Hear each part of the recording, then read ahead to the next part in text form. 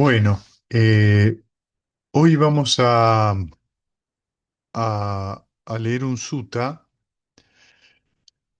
eh, es el sutta número 140 y ya les digo, 47 si no me equivoco. Sí, es el sutta número 147 que está dentro de los últimos 12 suttas, digamos, del Majjhima Nikaya. Y es un sutta que le da el Buda, es un sermón que le da Rajula. Y, y curiosamente después, ahora cuando se los lee, le voy a decir la curiosidad, que habla un poco de las bases de los sentidos, el origen dependiente, tiene varias lecturas. Lo que parece ser es que, digamos, el Buda en este sutta ya está frente a un Rajula mucho más maduro que el que podemos encontrar en el número 61, el Ambalatika Sutta, donde le habla de las intenciones verbales, mentales y físicas. Bueno, acá estamos encontrándonos con otro tipo de rajula, ¿sí? Con otra madurez. Entonces ahora voy a compartir con ustedes.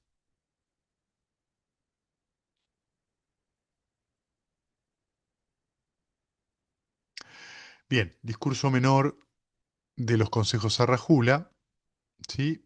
Esto he escuchado en una ocasión, el bienaventurado estaba morando en Sahuati, en la arboleda de Jeta del parque de Anatapíndica. Espérenme un segundito que quiero chequear una cosa. Disculpen, espérenme un segundo, porque la otra vez pasó. Bien, está bien eso.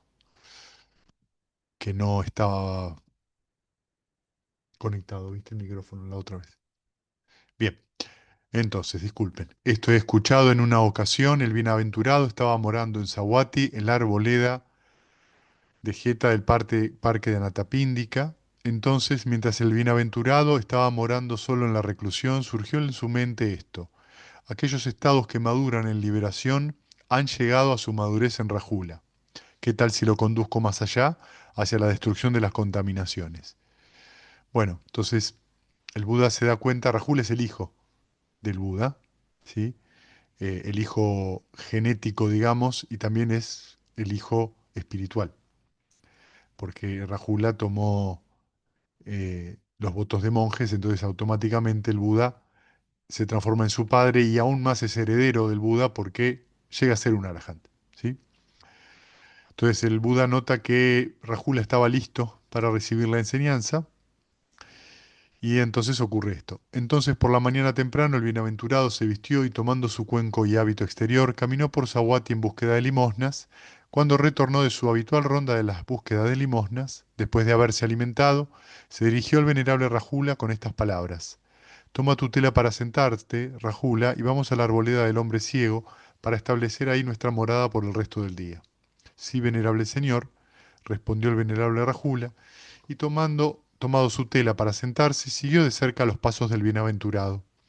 En esta ocasión, varios miles de devas estaban siguiendo al bienaventurado, pensando, hoy el bienaventurado va a conducir al venerable Rajula más allá hacia la destrucción de las impurezas. Entonces el bienaventurado se hundió, sí, entró en la arboleda del hombre ciego y se sentó al pie de cierto árbol en el asiento que estaba preparado para él. Y el venerable Rajula rindió homenaje al bienaventurado y se sentó a un lado. Bueno, hay otro sutta donde pasa exactamente lo mismo, digamos, este texto, este párrafo y el último del sutta son idénticos, ¿sí? O sea, el Buda piensa que el Rajula está listo para liberarse. Y entonces pasa exactamente esto. Creo que inclusive van a la arboleda del hombre ciego también. Está en el Samyutta Nikaya, no me acuerdo ahora el número. Entonces el bienaventurado se dirigió con él a él con estas palabras. ¿Qué opinas, Rajula? ¿Es el ojo permanente o impermanente? Impermanente, venerable Señor. Lo que es impermanente, sufrimiento o felicidad. Sufrimiento, venerable Señor. Lo que es impermanente, sufrimiento y sujeto a cambios. ¿Podría ser considerado de esta manera? Esto es mío, esto soy yo, este es mi ser. No, venerable Señor. ¿Qué opinas, Rajula? es el oído, la nariz, la lengua, el cuerpo, la mente, los objetos mentales, la conciencia, el contacto. Es cualquier cosa incluido en la sensación, percepción, formaciones mentales y estados de conciencia que surgen con el contacto de la mente como condición permanente o impermanente. O sea, todo eso es impermanente, venerable Señor. Lo que es impermanente es sufrimiento o felicidad. Sufrimiento, venerable Señor. Lo que es impermanente, sufrimiento y sujeto a cambios. ¿Podría ser considerado de esta manera? Esto es mío, este soy yo, este es mi ser. No, venerable Señor. Bueno, comentemos un poco estos párrafos, ¿sí? Entonces, acá está usando el Buda eh, una forma muy característica, ¿sí? Eh, de preguntar, no de cuestionar. Entonces, fíjense que lo primero que le pregunta, ¿sí? Lo primero que le pregunta es el ojo. Y se refiere, perdón, acá yo me salté un párrafo, es el ojo y la forma.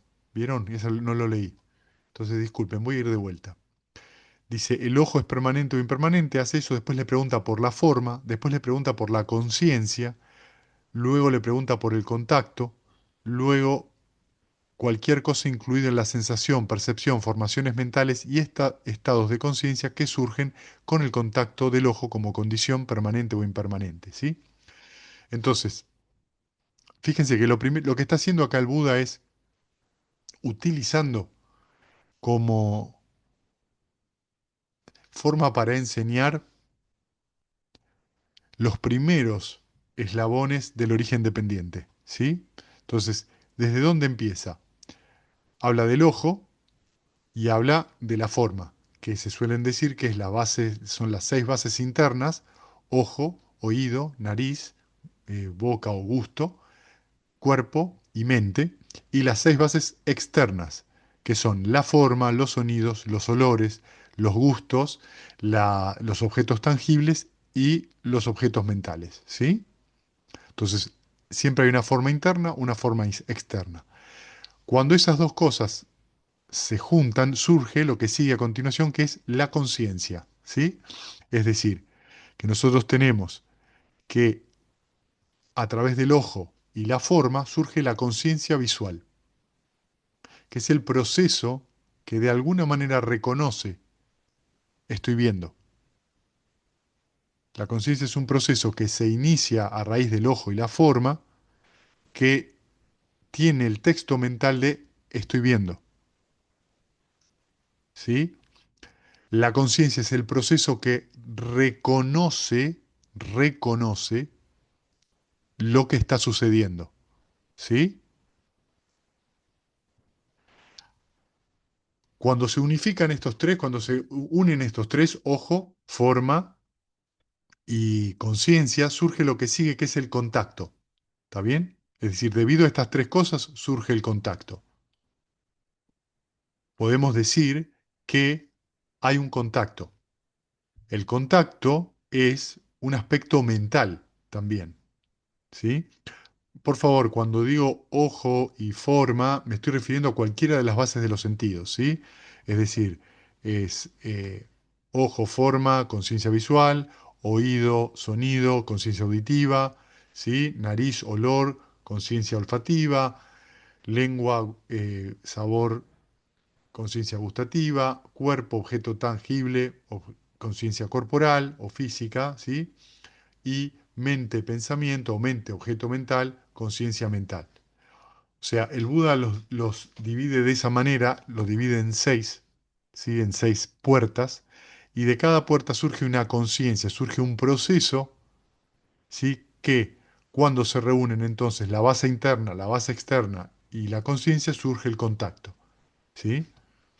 Ese contacto, fíjense que dice, luego, dice, es cualquier cosa incluida en la sensación, percepción y formaciones mentales y estados de conciencia que surgen con el contacto del ojo como condición, con el contacto de cualquier base como condición. Entonces, debido a que hay contacto, es que surge la sensación, ¿sí? Y esto es re importante, muy importante de entender. Nosotros, debido a que tenemos el contacto, surge lo que entendemos como sensación visual o sensación auditiva. O con un pensamiento tenemos la sensación mental. ¿Está bien? Debido a eso, y esa sensación, ese Vedana, es el presente. ¿Está bien? Tenemos una sensación presente. Lo que el Buda está describiendo acá es lo que sucede antes de llegar al presente. ¿Cuál es el proceso que decanta en la sensación presente? Y esto tiene un,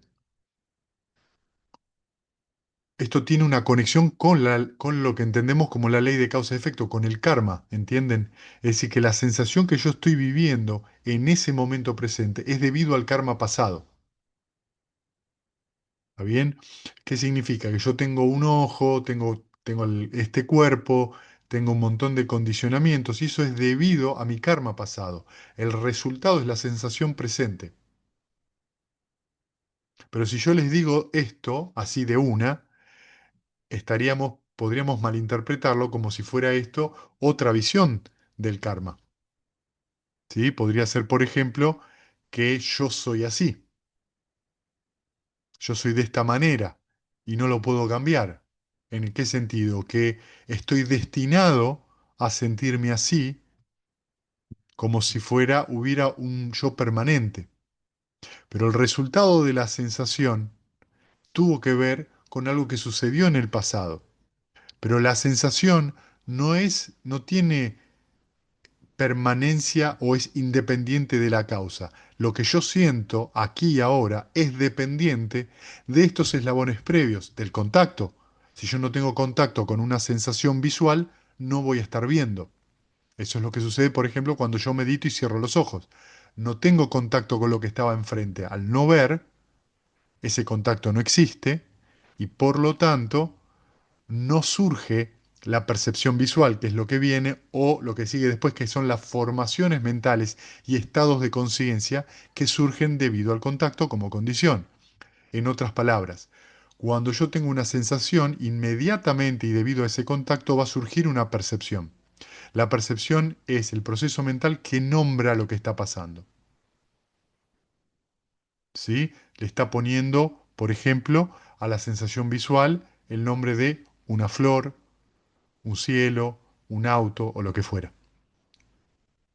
Debido a ese nombre, a que la mente funciona y nombra, lo menciona, surgen las formaciones mentales. ¿En qué sentido?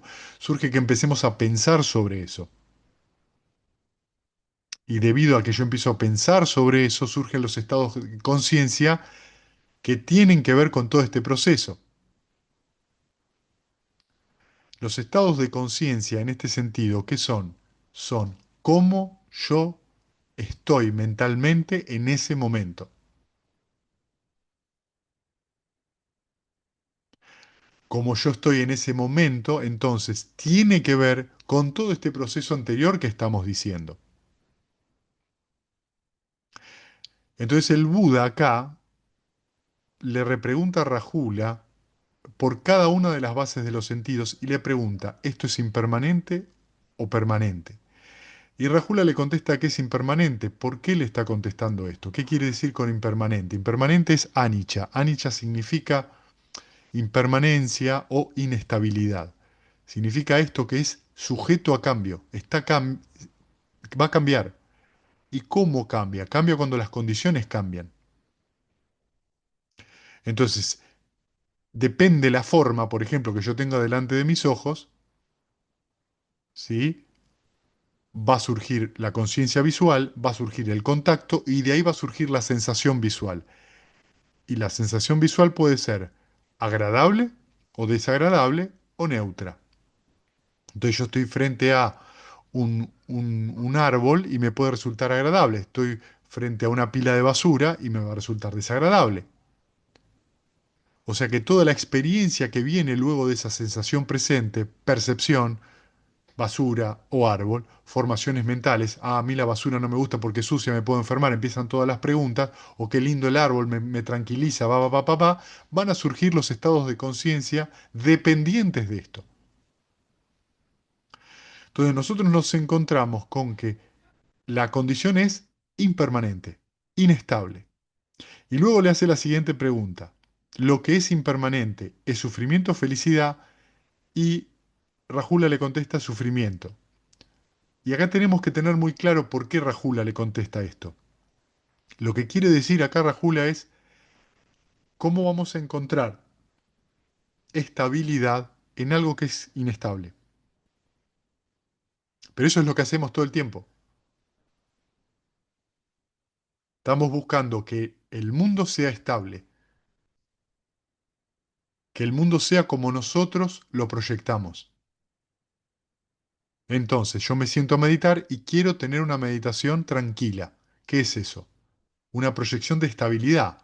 ¿Por qué estabilidad? Porque lo que yo pienso, lo que yo intenciono, quiero que mi meditación sea tranquila, es una proyección que yo hago en la experiencia. Y eso es lo que yo quiero, que haya una relación directa entre lo que yo pienso, tengo como intención y el resultado de eso. Pero resulta que no pasa así. Nos encontramos con que los resultados son inestables. Y como son inestables y tenemos un conflicto entre lo que nosotros nos imaginamos o pensamos y lo que estamos viviendo, se produce el sufrimiento. ¿Qué se produce? Acabamos de recibir o acabamos de vivir algo que no queremos. Entonces surge dukkha, surge el sufrimiento. Pero no es debido a que, en este caso, en este ejemplo que les doy, no es debido a que la meditación es activa que uno sufre. Es debido a que hay avidez detrás. ¿Qué es avidez? Esto de proyectar, esto de calcular. Este cálculo que uno hace, este pronóstico que uno hace, yo quiero que mi meditación sea más tranquila, es lo que luego le dice, podría ser considerado de esto, esto es mío, este soy yo y este es mi ser. Y Rajula le dice, no, venerable señor. ¿Qué significa? Que si realmente la experiencia es mía, yo podría determinar qué clase de experiencia quiero. Porque yo soy el dueño. Acá lo que quiere decir con este es mío, este soy yo, es la idea antigua en India que es ata, ser. Ata significa ser, pero también significa, perdón, sata es, ¿no? No, sí, ata. Ata, sata es en sánscrito. Claro. Pero sí, es Atman y ser también. Lo que quiere decir acá, justamente, que no solamente en este caso es Atman o Sata o ser, sino también significa dueño. Yo soy dueño. Las palabras estas acá tienen el matiz de que yo soy dueño de lo que me pasa, dueño de lo que siento. Y esto no es completamente equivocado, porque vieron que en las 5 recolecciones es yo seré el heredero de mis acciones, de cualquier cama, sea bueno o malo. ¿Qué significa esto? Que me haré responsable de eso. ¿Qué significa hacerse responsable? Que cuando surja la sensación que surja, depende en este sentido de qué es lo que yo hago con esa sensación, si voy a reaccionar o no a esa sensación, es decir, si voy a tener avidez o no por esa sensación. Cuando digo avidez es, me gusta esta sensación y quiero más, no me gusta esta sensación y no la quiero, o yo soy esa sensación, yo soy eso, es donde vienen los problemas. Hasta el momento de la sensación puede ser agradable o desagradable, y que la mente no se mueva, se mantenga ecuánime. Pero si ya hay un primer instante donde ya quiero o no quiero, yo soy eso, ya ahí surgió un pequeño doblez, que le llamamos avidez. Ese doblez es, ya hay me gusta, no me gusta, a quién le gusta, a quién no le gusta, a mí. Entonces empiezan a reforzar estos patrones. Por eso el Buda lo cuestiona. Cualquiera de las bases de los sentidos, sea interna o externa, cualquier contacto, cualquier sensación, percepción, formación mental o estado de conciencia, ¿es permanente o impermanente? Impermanente, ¿por qué? Porque depende de qué, de la condición previa. Si esa condición previa cambia, el resultado va a cambiar. Entonces, si eso se mueve, ¿lo podemos considerar a eso? ¿Felicidad o sufrimiento?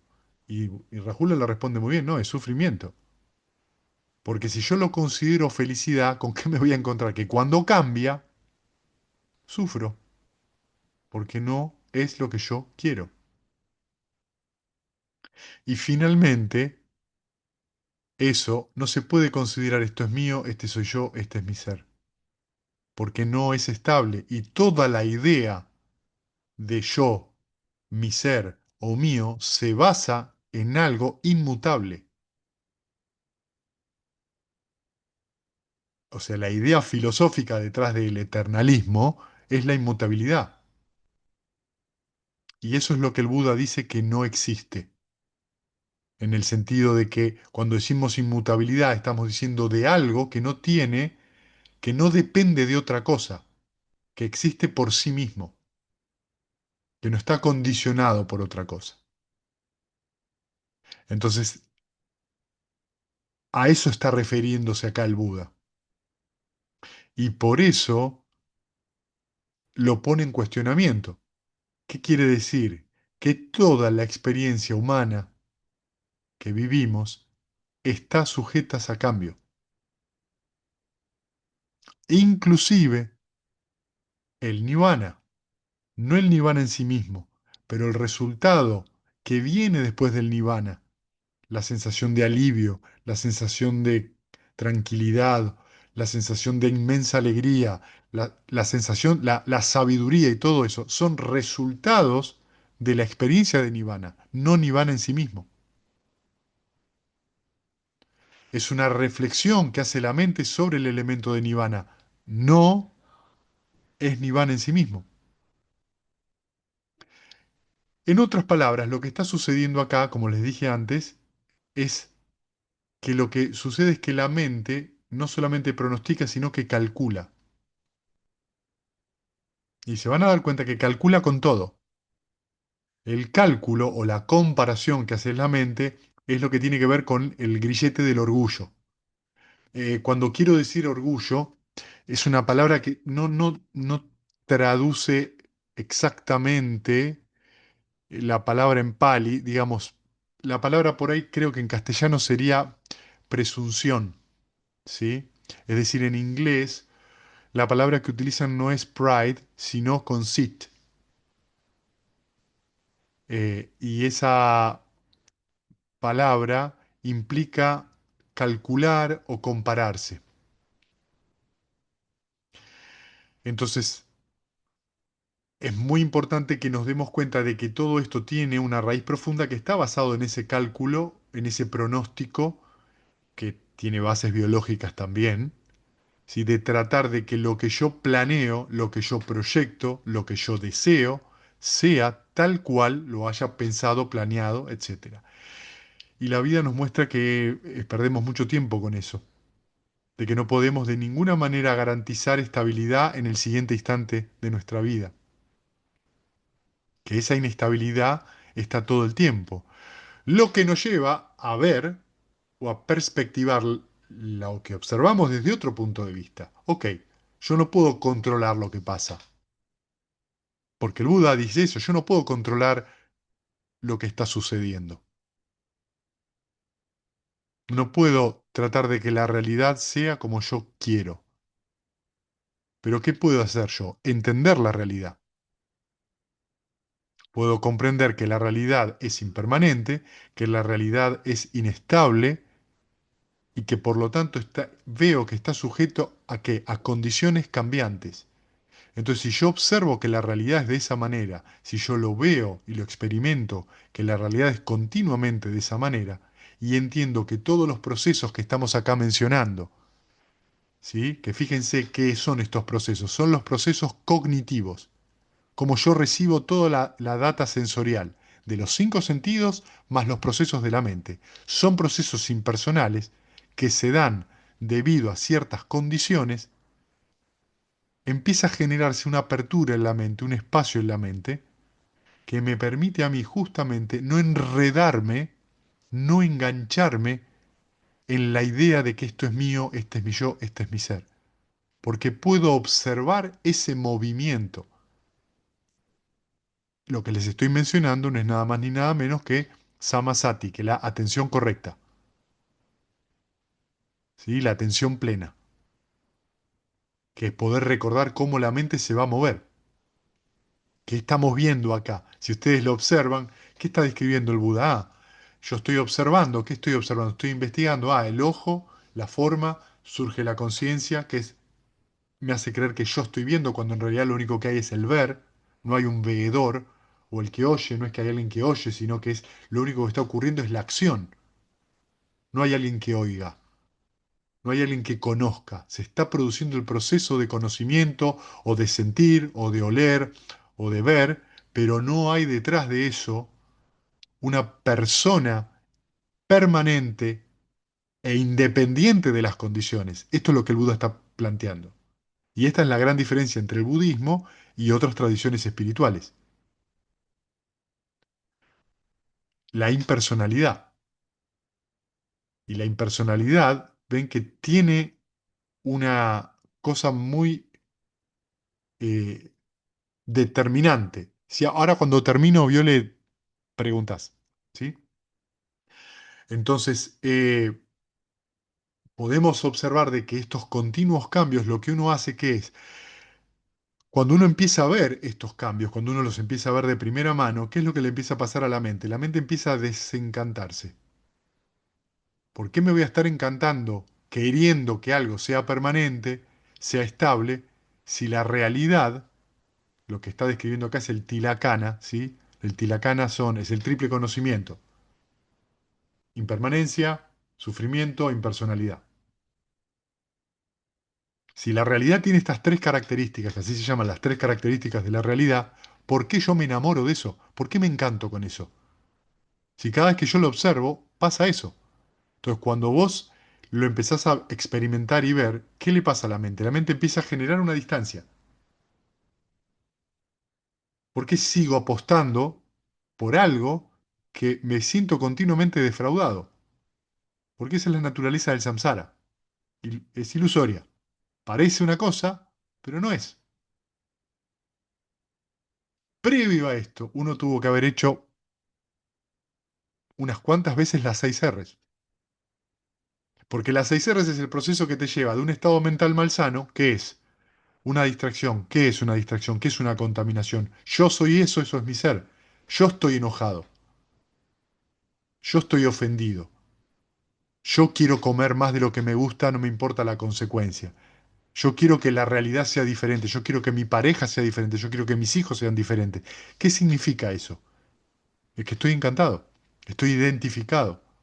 Cuando hago 6 R, reconozco ese estado mental que se siente como una contracción, lo abandono, me relajo, sonrío y vuelvo al amor benevolente. Momentáneamente, primero cuando me relajé, tuve una cesación del sufrimiento, porque se cortó la avidez. Y cuando volví con la sonrisa al objeto de meditación, volví con un estado mental distinto, que me permite ver la situación desde otra óptica, desde otra perspectiva. Entonces, puedo observar que verdaderamente sí es cambiante, que verdaderamente hay inestabilidad y que es impersonal, no depende de mí, de que es mío, de que yo soy así o que esto es mío. Simplemente es lo que es en el momento presente.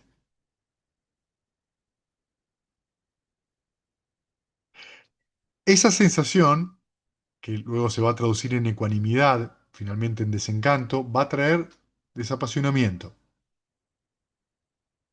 que es la tranquilidad y la apertura necesaria para darme cuenta de que está bien, que el samsara tiene esa característica, esa triple característica, pero no me veo afectado por ello, porque la mente está estable. Y eso da lugar a la liberación y eso da lugar al nirvana. Entonces, fíjense que en este sutta el Buda lo que está haciendo, lo que está mostrando es a través de las 6 bases de los sentidos, mostrando cómo hay una condicionalidad en todo nuestro proceso cognitivo, en todo nuestro proceso de, ok, ¿cómo percibo yo el mundo? Eso es lo que le está diciendo el Buda a Rajula. a través de los seis sentidos.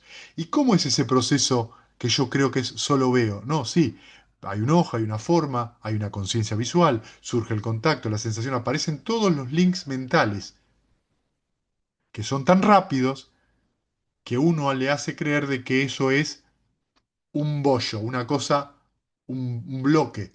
No, es un proceso muy veloz. Y lo que hacemos al meditar es ver ese proceso, como un proceso, no como una cosa compacta. Se va diluyendo esa idea de cosa compacta. Entonces, fíjense que el Buda dice, percibiendo esto, el instruido noble discípulo sabio experimenta acá la palabra repugnancia no es correcta, ¿sí? La traducción en inglés viene de revulsion, pero tampoco, inclusive Bhikkhu Bodhi, eh, creo que en Palabras del Buda, el libro, él reemplaza, que es un libro que tiene, no sé, menos de 10 años, una cosa así, pero creo que revisó la palabra repugnancia y la cambia por desencanto.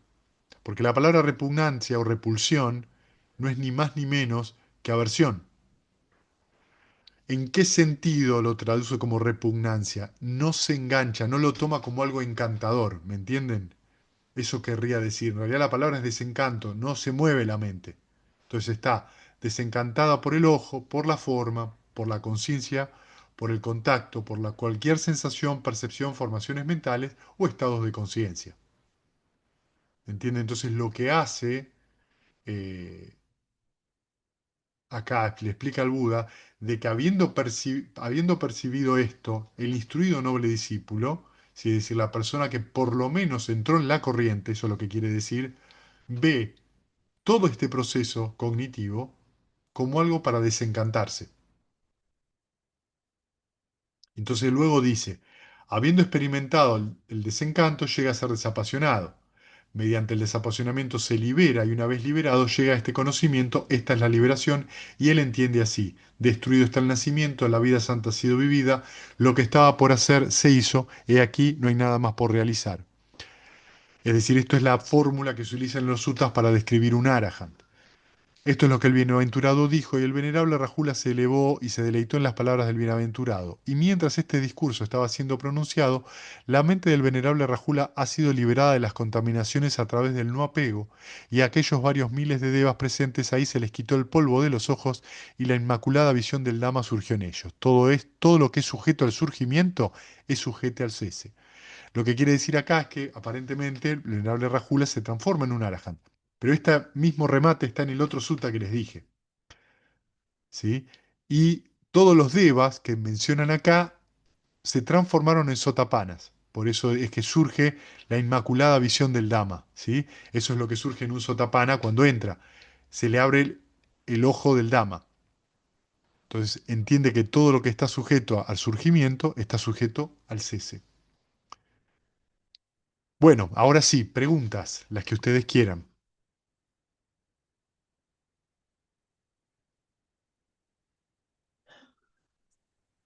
Sí, Fede, Sí, una pregunta. Recién cuando hablabas del orgullo, del cálculo, de la especulación, decías también que eh, puede tener un origen biológico, recién decías, que puede también tener un origen biológico. ¿A qué te referías?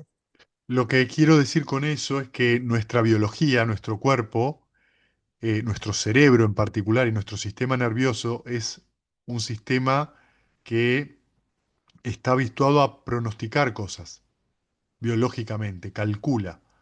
Si el cerebro pronostica ciertas respuestas.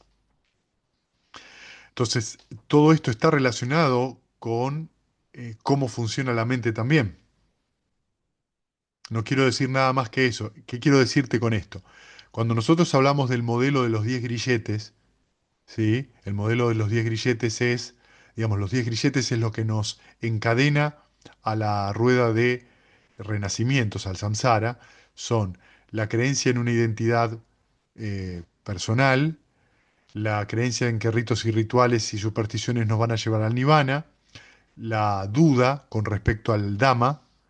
Estas son las primeras tres cadenas, que es de lo que se libera el sotapana, ¿sí? sea, cuando se libera de eso se transforma en un sotapana. Luego de eso tenemos la aversión y el deseo sensual, que son las otras dos cadenas que el Sakadagamin las debilita y el Anagamin las corta definitivamente. ¿Qué quiero decir con aversión y deseo sensual? Estamos hablando de cosas muy biológicas. Estamos hablando de que el cuerpo reacciona, por ejemplo, si alguien lo pincha, el cuerpo reacciona, tiene un movimiento reflejo, ¿sí? Lo que hace esto es interesante porque lo que nos plantea esto es que es como el discurso de los dos dardos, de las dos flechas. La primera va a ser que alguien nos da un puntazo y por ahí el cuerpo reacciona, pero en la mente puede no surgir aversión con respecto a esa experiencia, sea agradable o sea desagradable. Pero es para que también pongamos en perspectiva de qué se tratan esas dos cadenas que siguen, aversión y deseo sensual. ¿Sí? Que están relacionadas en gran parte con la biología también.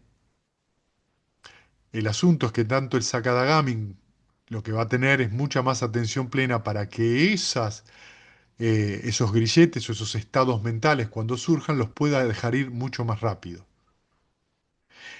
Y luego tenemos las cinco cadenas superiores que son el deseo de renacer o en los cuatro primeros yanas, los mundos de los cuatro primeros yanas que tiene que ver con los primeros cuatro yanas, que son los estados materiales sutiles, o los cuatro materiales estados inmateriales, que son los cuatro ayatanas, esa es la séptima.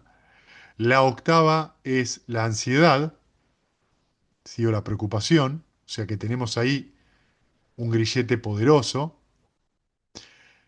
La novena es el orgullo, ¿sí? O podríamos decir el orgullo o la presunción, que por ahí tiene más que ver con eso, todavía con la presunción quiere decir, todavía un anagamin tiene determinados estados mentales, puede lograr cierta cosa y por ahí tiene cierta identificación con esos estados. Yo llegué acá, yo hice esto, yo logré aquello, no de una manera arrogante, pero todavía una suave identificación con esos estados, inclusive una identificación con el Dhamma mismo. Y el último la última cadena, el último grillete, es el Asmimana, si digo bien la palabra en pali, es la, la idea de yo, que en realidad se libera de la ignorancia. Un Arahant, entonces, vive las cuatro nobles verdades momento a momento. Vuelve las cuatro nobles verdades el presente continuo en su vida. Ya no hay una reacción a lo que pasa. ¿Qué quiero decir con esto? En la mente del Buda surgían pensamientos o surgían por ahí ciertas imágenes, o la mente del Buda era silenciosa todo el tiempo. Y esto es muy interesante porque en los suttas muchas veces está el Buda y Ananda caminando y de repente el Buda va caminando, se detiene a la vera del camino, mira a un árbol y sonríe. Y entonces Ananda dice, no es usual que un Tathagata, que un Buda sonría sin ningún motivo. Entonces cuando le pregunta, el Buda le dice, yo aquí, en este lugar, hace 377 vidas, era un siervo. Y cuenta una historia. Entonces significa que el Buda, las imágenes le surgen. ¿Cuándo le surgen? Cuando se dan las condiciones. Recuerda el lugar, recuerda qué pasó, pero lo que no hay en la mente de Buda, o la de un Arahant, es reactividad. No reacciona a eso. Y esto es muy importante que nos demos cuenta. El Buda vive la impersonalidad momento a momento. No hay reacción. Tiene el completo entendimiento de que el proceso que está haciendo en ese momento es absolutamente impersonal.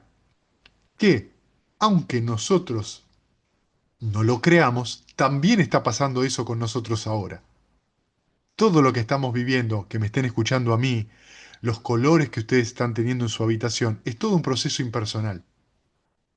Pero es debido a que está esta presunción de un yo, Es que no podemos ver eso tal cual es. Por ahí algunos de ustedes momentáneamente lo pueden ver o tienen periodos donde lo pueden ver, pero en algún momento por ahí se nubla esa visión. Eso es lo que, por eso tiene este sistema cuádruple el Buda de los cuatro caminos supramundanos: Sotapanna, Sakadagami, Nagami y Arahant, porque va cultivándose cada vez más este estado de atención, este estado de perspectiva. Una perspectiva cada vez más profunda y precisa de la realidad. Entonces, una cosa muy importante es que en la mente del Buda surgían imágenes, surgían los pensamientos, pero lo que no había es reacción. Y esto es muy importante porque tiene que ver con el sutta que acabamos de leer. Si ustedes ven, miran la pared que tienen al lado o enfrente, van a ver un color y una forma. Y si ustedes se enojan con la forma y el color de la pared, ¿quién tiene el problema? ¿La pared o ustedes? ¿Sí? Si yo les digo, me enojé con la pared, ustedes me consideran un loco, ¿no es cierto? Mínimamente. ¿Cómo te vas a enojar con una pared? Y tiene este color. ¿Pero es tu pared? No, es la pared del vecino que tengo a 4 cuadras de distancia. ¿Y pasás siempre por ahí? No, paso 2 veces por año, pero cuando paso me enojo. La reacción a la pared está loco. Bueno, un pensamiento o una imagen es lo mismo. Es el color de la pared. ¿Entienden? O sea, un pensamiento es que la base externa de la mente. La base interna es la mente. ¿La base externa qué es? El pensamiento, la formación mental. Pero cuando yo esa formación mental me lo tomo personal, me enojo con lo que pienso. O sea, ¿qué hago? Me enojo o me encanta lo que pienso, me regodeo en lo que pienso, no importa para qué lado. Pero es lo mismo. Yo no, Fede, la sonrisa, perdón, la sonrisa del pará, Buda. yo no puedo controlar lo que pienso, como no puedo controlar el color de la pared, como no puedo controlar el sonido que les entra a ustedes por el oído, además de mi voz, o lo que huelen, porque eso está sujeto ¿a qué? Al contacto. Entonces ven que es una cadena de condiciones. Y el pensamiento también. Entonces esto es muy importante que lo veamos, porque entonces cuando nos sentamos a meditar, no es mi meditación la que está pasando, no son mis llanas, no es a donde yo llego, es solamente un proceso que está pasando, debido a ciertas condiciones. Cuanto yo menos reacciono y más paciencia y amor tengo por ese proceso, más me abro, la mente se calma más. Por eso la sonrisa es crucial, porque la sonrisa lo que a vos te permite es mantener la mente livianita, es no tomártelo personal. Entonces el proceso es totalmente impersonal. Se vuelve personal cuando, esto no me gusta, ya ahí es personal.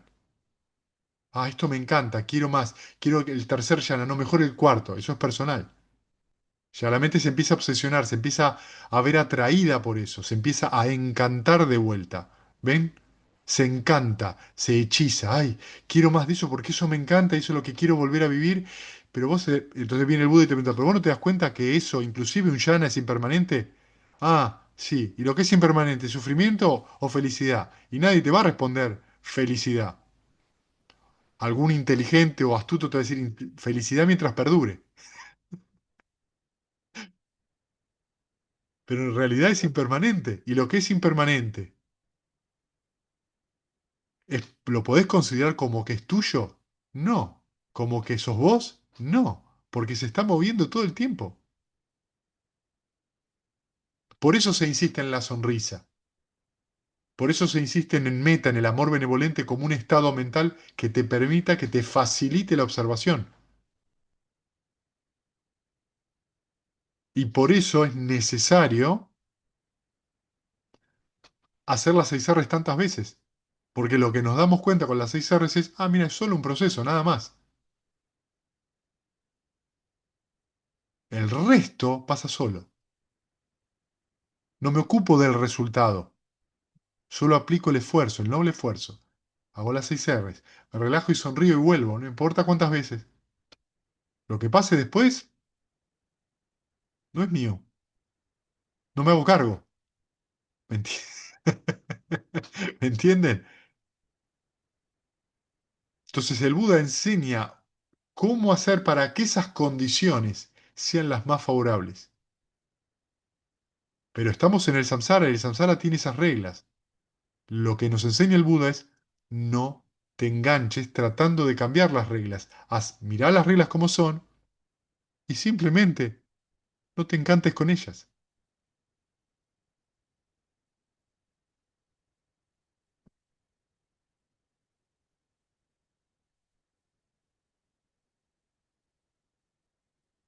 Bien, ¿alguna pregunta más?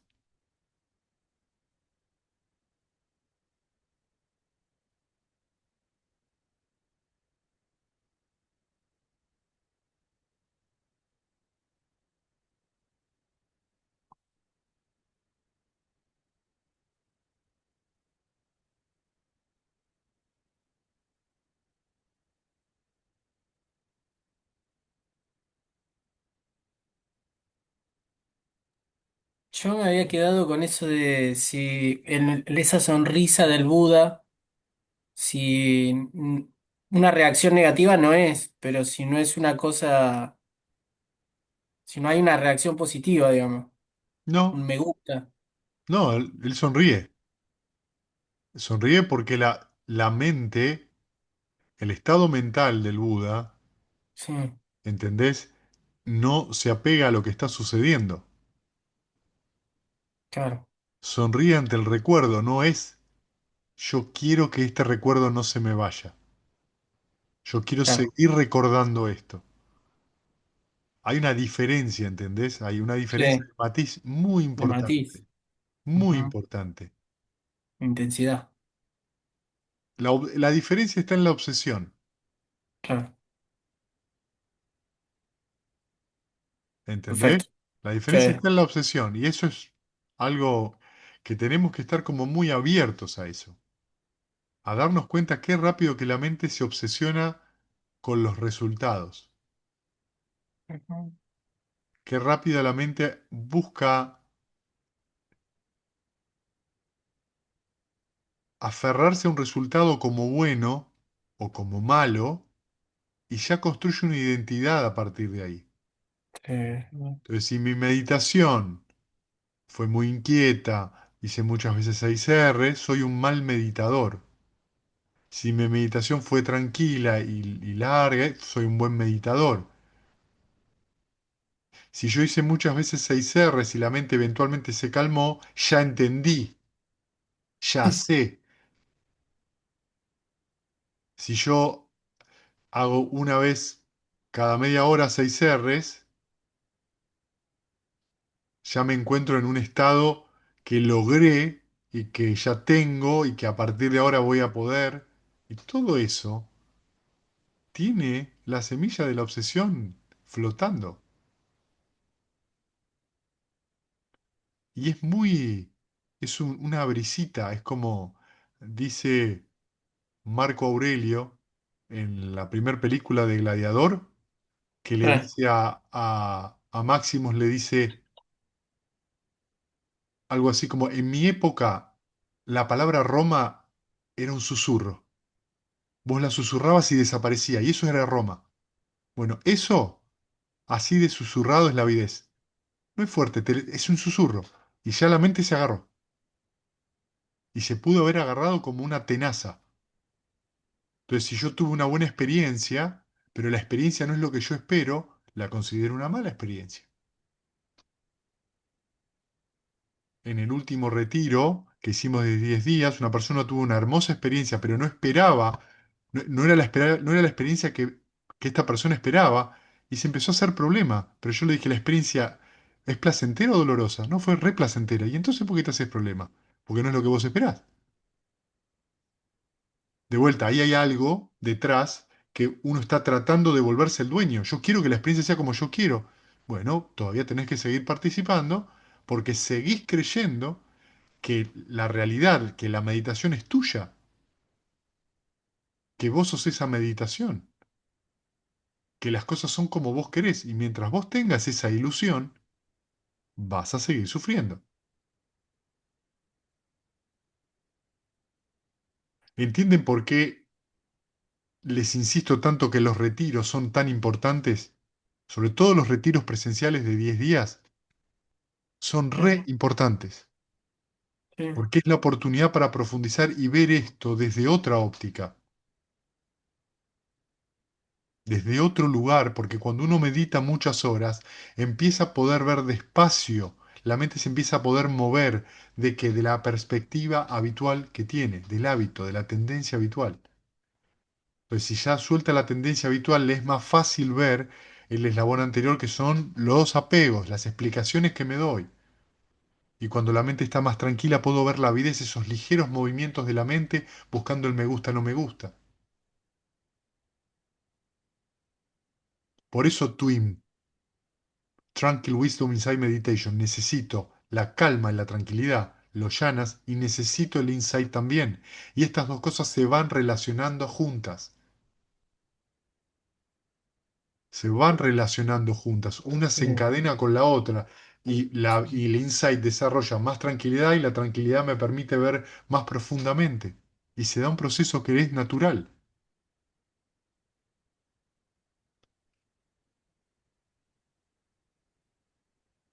Bien, ¿tienen alguna otra pregunta?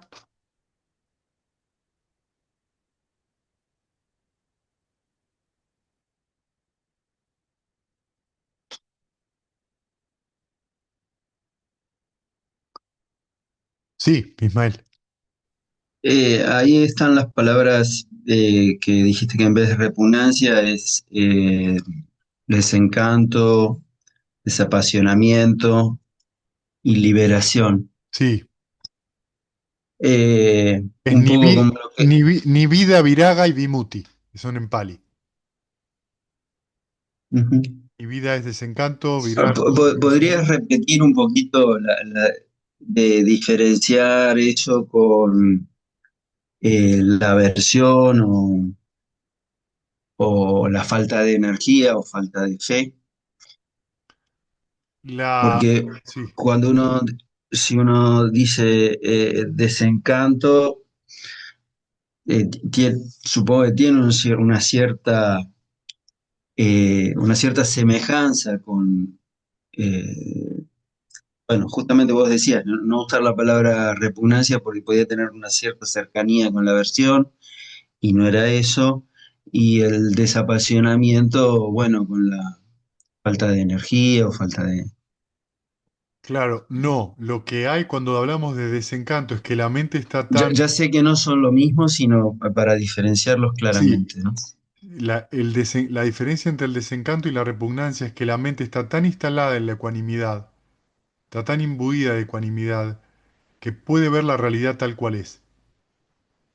Entonces, como ve la realidad tal cual es, no se encanta con la realidad, no se encanta con ese proceso, no lo vuelve personal al proceso. Como no lo vuelve personal, sino que ve que solamente son acciones condicionadas que surgen y cesan, y nada más que eso, y que cualquier otro agregado a eso es el drama humano, lo que uno le pone. Entonces, eso surge y cesa todo el tiempo. Sea esto placentero o displacentero. No importa de qué índole sea. Si es placentero, también me va a encantar, y si es displacentero, también me va a encantar por el mero hecho de odiarlo, por el mero hecho de no quererlo. Cuando yo no lo quiero y lo rechazo y me repugna, estoy dedicando una considerable cantidad de energía a algo que no me gusta. En realidad, la aversión es, como dicen muchos monjes, y yo creo que tienen razón, la aversión es en realidad deseo sensual a la inversa. En vez de poner energía en buscar lo que no quiero, es poner mucha energía en tratar de rechazar lo que no quiero. Pero la energía es la misma. Son dos caras de la misma moneda. La ecuanimidad, que dado lugar al desencanto, está en el medio de estas dos cosas. Ya no se encanta ni con ir a buscar lo placentero, pero tampoco se encanta con rechazar el estado mental malsano, tampoco busca rechazar o criticarse a sí mismo porque no tiene sentido.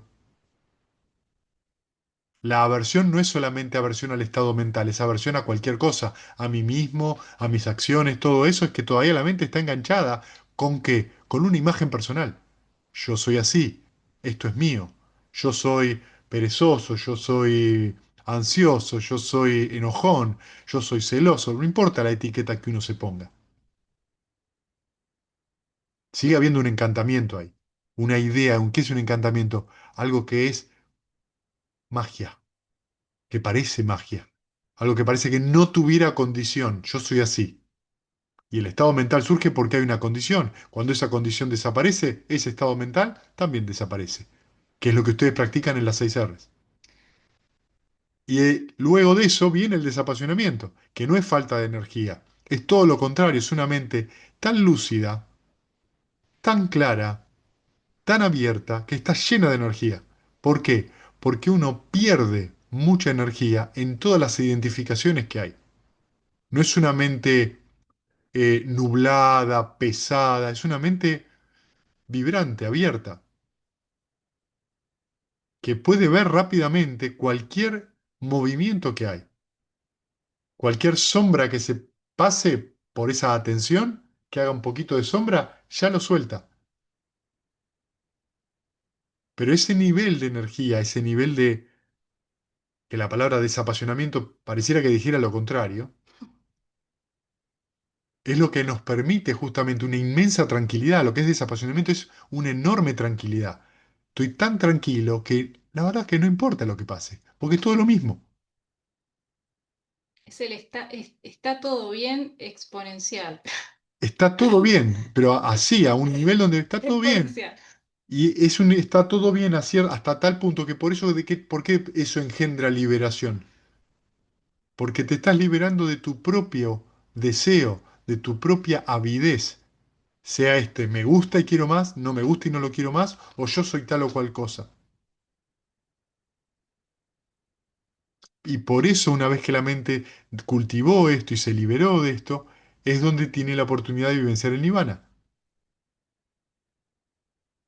De lo que en realidad uno se desencanta y se desapasiona esencialmente es de las propias reacciones de la mente. Eso es lo que ve un practicante. Ah, ¿viste esto que reacciona? Ya es siempre el mismo verso el que hace la mente.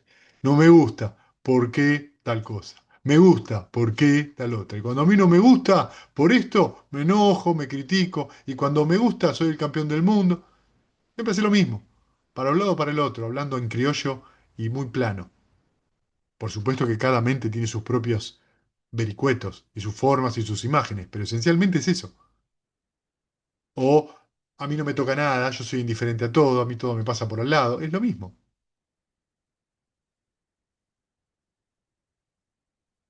Cuando uno ve entonces ese proceso, avidez, apego y tendencia habitual, y de ahí que surge la acción y lo ve muchas veces, se empieza a preguntar, ¿qué tiene de interesante esto? ¿Qué es lo que me atrapa tanto que una y otra vez sucede y sucede y sucede y yo voy atrás? Y eso es lo que uno hace con las 6 R's. Va despegándose de esas reacciones, las abandona. Al abandonarlas se produce mayor calma, al haber mayor calma se produce más visión. O sea, la calma me va a traer alegría, esa alegría me va a traer felicidad, esa felicidad me va a traer ecuanimidad, esa ecuanimidad me va a permitir ver las cosas como son, eso va a traer desencanto, eso va a traer desapasionamiento, liberación, nirvana.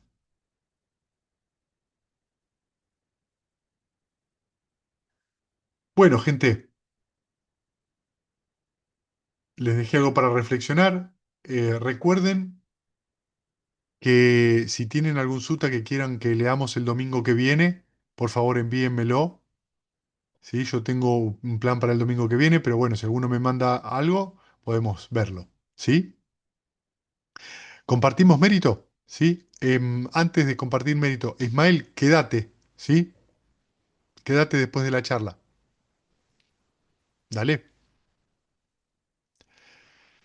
Santi, 8:30. ¿Listo? ¿Sí? Ujú. Bien, ahora sí, compartamos mérito.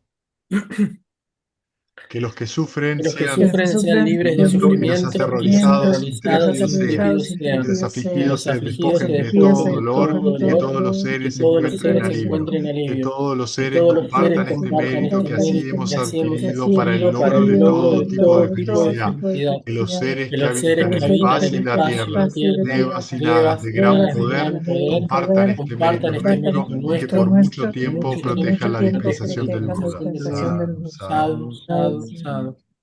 Gracias, gente. Gracias a todos. Gracias. Linda Gracias, semana. Fer. Chao, Maru. Chao, chao. Besos. Adiós. Chao. Gracias, buena semana.